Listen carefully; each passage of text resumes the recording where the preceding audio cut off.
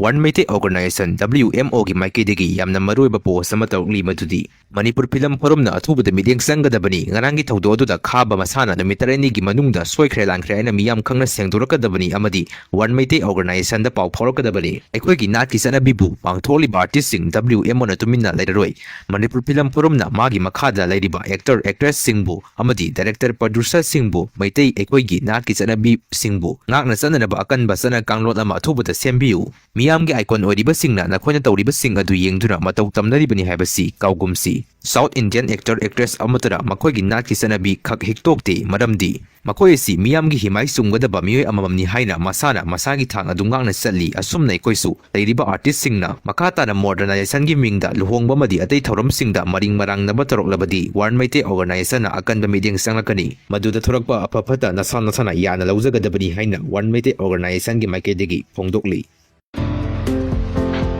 시부 chatnabi 시부 thadoklaga 그러마이나 짱니 깨깨 이놈 남네버도 나와이디 깨시 보여가 깨도 수마사 마서도 야기다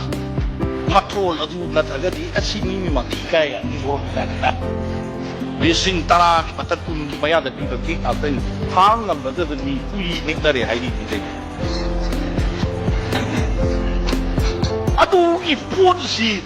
나와이 마마나 비시 마야지 그것도 자다는 하바 호직티 폴라티는 깨끗해봐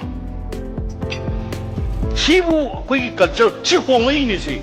시 마야마 하이나거봐 하이나디브라 이 컨저디고 시기 포르 시부 거기 시부 잉잉나 레이러 시로 아이게 용론나보다 누구 몸도 위에 드는가 사이게 아이나 굿 불러가 레이버도 아두마이나 숨 레이러가 아이고 나이지고 붙을러지 하이브로 시네부 토이스